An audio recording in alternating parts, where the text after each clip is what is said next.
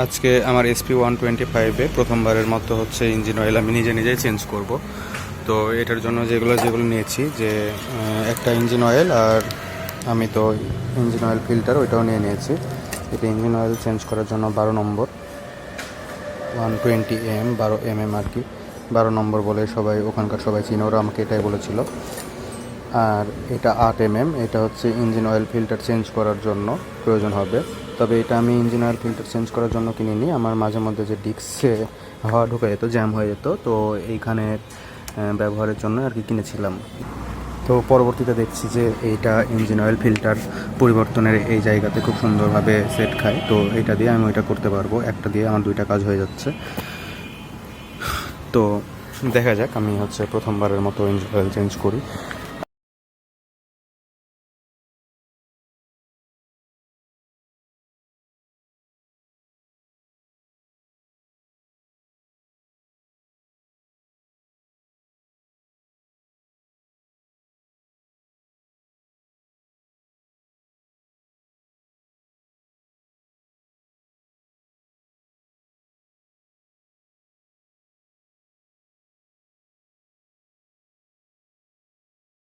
Oil change করার সময় প্রথমেই এই ইঞ্জিনটা মোটামুটি এইভাবে ডাবল স্ট্যান্ড করে আধা ঘন্টা রাখতে হবে, তারপরে সেটা চেঞ্জ করা প্রয়োজন। তাহলে সম্পূর্ণ ইঞ্জিনের তেলটা আর কি নিংড়ায় বা সবটা নিচে আসে। এবার এই নাটটাতে কোনোভাবে আমি একটু যেন ধুলা না লাগে, এই জন্য এটাকে খুব সাবধানে এক জায়গায় রেখে দিব। আর আমি এইটা নিয়ে ওর পাশে চলে যাব ফিল্টার চেঞ্জ করতে। আমি প্রত্যেকটা জিনিসে আগে শোরুম থেকে নিতাম, তো পরবর্তীতে দেখলাম যে শোরুমে কিছু জিনিসের দাম একটু বেশি আছে। এবার আমি বাইরে থেকে সব কিছু নিয়েছি, এটা আমার পড়েছে 150 টাকার মতো।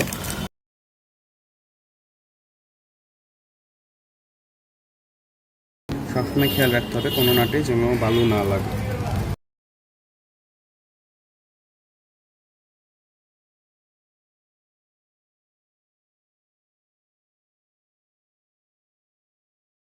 মোটামুটি 2টা করে ইঞ্জিন অয়েল চেঞ্জ করার পর আমি এই ফিল্টারটা চেঞ্জ করি। ফিল্টারটা মোটামুটি অনেক কালো হয়ে গেছে আর অনেক নোংরাও আছে, বোঝাই যাচ্ছে এখানে। 2টা করে ইঞ্জিন অয়েল চেঞ্জ করার পরই ফিল্টারটা চেঞ্জ করি। ইঞ্জিন অয়েল ফিল্টার চেঞ্জ করার সময় সবসময় খেয়াল রাখতে হবে যে এই কালো রাবারের অংশটা যেন ভিতরের দিকে থাকে আর বাইরের দিকে বদ্ধ অংশটা। এটা যেহেতু বাতিল, এটা আমি এখানে রেখে দিলাম নিচে।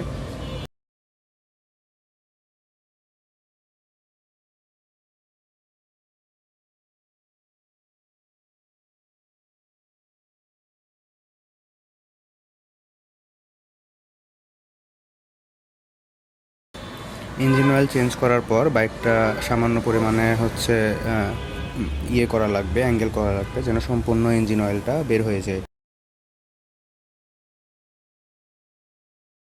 এবং ইঞ্জিন অয়েল ড্রেন দেওয়া অবস্থায় আমরা সামান্য পরিমাণে স্টার্ট দিব, কিন্তু কোনো পরিমাণে আরপিএম বাড়াবো না। মানে ইঞ্জিনের প্রত্যেকটা পিনিয়ামে যেহেতু ইঞ্জিন অয়েল লেগেই আছে, সেখানে হচ্ছে কোনো সমস্যা হবে না স্টার্ট দিলে। জাস্ট স্টার্টটা দিব এই জন্য যে মোবিল পুরাতন ইঞ্জিন অয়েলগুলো যেন সম্পূর্ণ পরিমাণে বের হয়ে যেতে পারে। কোনো ব্যাড নয়েজ হচ্ছে না, জাস্ট এতটুকুই হবে, এর থেকে বেশি একটুও না। ইঞ্জিন অয়েল কিন্তু ট্রেন দেওয়া আছে। এবার এই অবস্থায় আমরা এটা বন্ধ করে দেব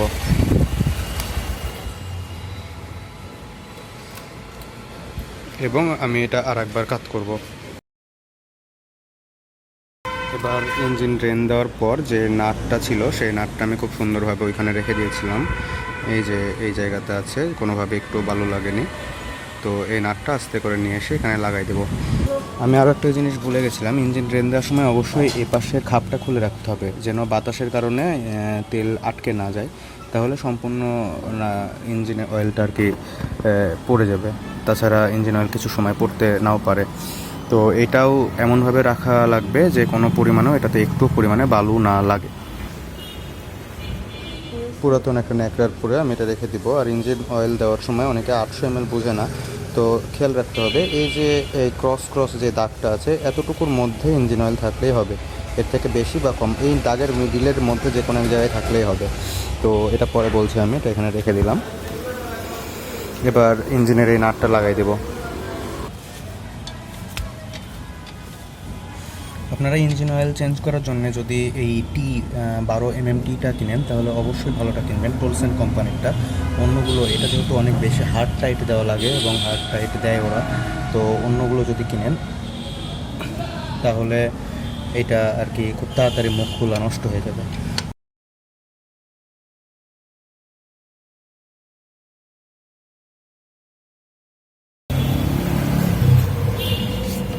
এখানে যেহেতু এটা পুরাতন ইঞ্জিন অয়েল বারবার দেওয়ার পর 200 ml করে বেঁচে যায়, তো এখানে 850 ml থাকার কথা। যদি কম হয় তো আমার কাছে নতুন বোতল আছে, সেখান থেকে আমি কিছুটা দিব। আমি দিই ফুল সিনথেটিক এবং ব্যবহার করি 3000 কিলোমিটার পর্যন্ত।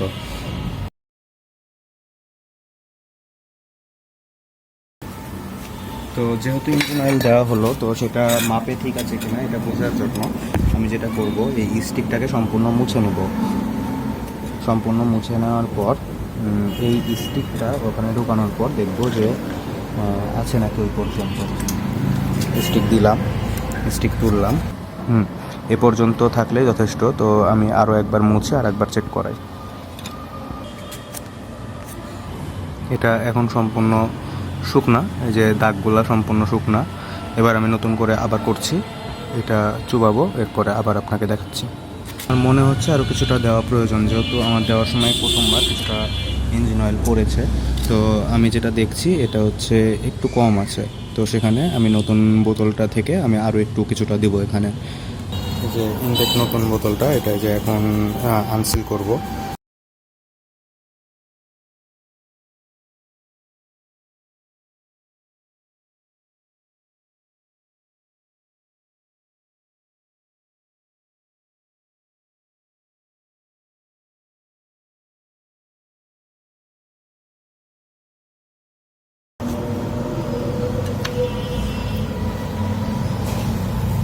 এবার সম্পূর্ণ ঠিক আছে, এবার মাপটা সম্পূর্ণ ঠিক আছে, আমরা আর দেওয়ার প্রয়োজন নাই।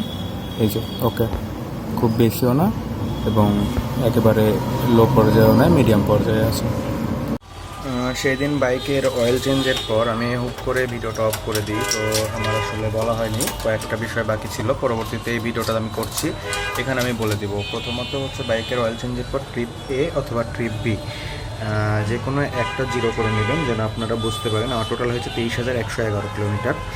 তো যে কোনো একটা জিরো করে নেবেন। এই যে আমার ট্রিপ A জিরো করেছিলাম, ট্রিপ Bও জিরো করেছিলাম। 180 কিলোমিটার হয়েছে বাইকের অয়েল চেঞ্জটা করা, ইঞ্জিন অয়েল চেঞ্জ করা। আর আরও একটা বিষয়, আপনারা চেষ্টা করলে বাইকের এয়ার ফিল্টার যেটা, সেটাও আপনারা নিজেরাই চেঞ্জ করতে পারবেন। এই যে আজকে আমি এয়ার ফিল্টার চেঞ্জ করেছি, যে চাবি এখানে দেওয়ার পর প্রথমে সিটটা খুলে নিতে হবে। সিটটা খুলে নেওয়ার পর আপনারা সিটের নিচে এই টুলস দুইটা পাবেন। তো এখান থেকে শুধু স্ক্রু ড্রাইভারটা নেবেন, অন্য কোনো কিছু না। স্ক্রু ড্রাইভারটা নিয়ে স্ক্রু ড্রাইভারটা জাস্ট এভাবে সেট করে নিয়ে স্ক্রু ড্রাইভার দিয়ে আপনি করতে পারবেন oil filter change, air filter change. তো এটা আমি রেখে দিলাম এখানে, যেহেতু এটা ঘরের মধ্যেই করছি। প্রথমে আপনার এই নাটটা খুলে নিতে হবে, অয়েল ফিল্টার চেঞ্জের জন্য এই নাটটা খুলে নিতে হবে। তো এই নাটটা খোলার পর যে এখানে 3টা ক্লিপের মতো অংশ আছে, এই ক্লিপে হাত দিলে এটা এমনিতেই খুলে যায়। আরও একটা কথা, এখানে যে রাবারগুলো আছে এগুলো কখনো না কখনো খুলে পড়ে গেছিলো আমার কাছে। তো আমি এই রাবারগুলোতে ওই মোবাইলের ডিসপ্লেতে যে আঠাগুলো লাগায় সেই ধরনের আঠা দিয়ে এটা ফিক্স করে দিয়েছি, নাহলে রাবারটা আসলে খুলে চলে আসে, খুলে পড়ে যায়, এগুলো আসলে হারিয়ে যায়। তো এটা আপনারা করতে পারেন, না হলে আপনাদের ইচ্ছা এটা নাও করতে পারেন। তো এয়ার ফিল্টার চেঞ্জের জন্য প্রথমে এয়ার ফিল্টার কিনে নিতে হবে। বাইরে আমি এয়ার ফিল্টার আর অয়েল ফিল্টার দুইটা মিলে 500 টাকা দিয়ে কিনেছিলাম। তো দুইটাই আসলে অরিজিনাল, 100% অরিজিনাল। বাইরে থেকে কিনেছিলাম, যদি শোরুম থেকে কিনি তাহলে সেখানে 650 টাকা মতো দাম পড়তো।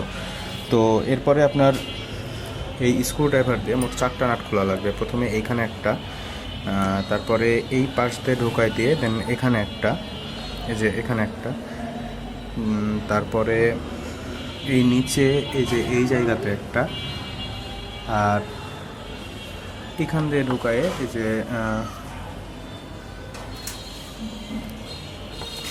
যে এখানে একটা, এই যে এই ফুটার ভিতরে এখানে একটা, 4টা নাট জাস্ট খোলা লাগবে। খুলে একটু ঢিল করতে হবে এয়ার ফিল্টারটা চেঞ্জের জন্য। ঢিল করে নেওয়ার পর এই যে এই জিনিসটা, এটা রাবারের পাইপ, এই জিনিসটা এরকম করে উঁচু করে জাস্ট এটা এইদিকে একটু হটায় নেবেন, কাত করে নেবেন। এরপরে এয়ার ফিল্টারটা খুব সহজেই এয়ার ফিল্টারটা যে এখান থেকে টান দিলে, এই যে এখান থেকে টান দিয়ে জাস্ট সহজে এভাবে বার করে নিতে পারবেন আপনারা নিজেরাই। এই যে এটা আমার নতুনটা, এভাবে আমি পুরাতনটার এই অবস্থা, নতুনটার এই অবস্থা। আর এয়ার ফিল্টার লাগানোর সময় খেয়াল রাখতে হবে, এই যে এখানে একটা দাগ মানে ডান্টির মতো আছে, এই জিনিসটার যে ডান্টির মতো আছে এই জিনিসটা নিচের দিকে। এই যে আমি আবার ঢুকাই দিচ্ছি, নাট বা কোনো কিছু পড়বে না, কোনো কিছু পড়ার চান্স নেই, জাস্ট এটা মাপে এভাবে ভিড়ে যাবে, খুবই ইজি। এই যে লেগে গেল, এয়ার ফিল্টারটা ওখানে বসে গেছে। এরপরে আমি আবার এই জিনিসটা ওখানে ভিড়াই দেবো।